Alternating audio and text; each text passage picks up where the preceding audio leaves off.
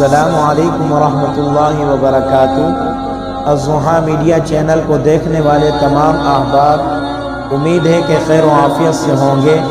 اللہ تبارک و تعالی آپ سب کو سلامت رکھے، خوش رکھے۔ اللہ رب العزت آپ سب کی زندگیوں میں برکتیں عطا فرمائے، اور اللہ تبارک و تعالی آپ سب کے دل کی مرادوں کو پورا فرمائے، آمین۔ گھر بھر کی جسمانی بیماریوں، ذہنی الجھنوں اور روحانی مسائل کے حل کے لیے الضحیٰ میڈیا چینل کو سبسکرائب کیجیے۔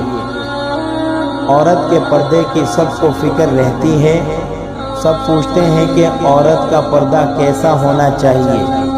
کیا کوئی یہ بھی جانتا ہے کہ اللہ سبحانہ و تعالی نے قرآن کریم میں مرد کے پردے کا بھی ذکر فرمایا ہے؟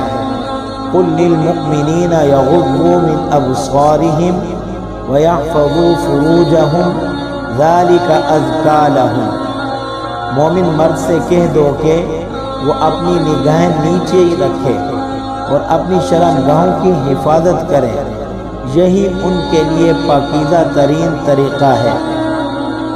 نگاہوں کی نامحرم عورتوں اور ناجائز چیزوں سے حفاظت کرنا مرد کا پردہ ہے۔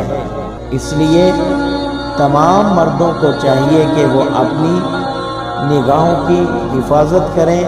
اللہ رب العزت سے دعا ہے کہ اللہ تبارک و تعالی تمام مردوں کو اپنی اپنی نگاہوں کی حفاظت کرنے کی توفیق عطا فرمائے، آمین۔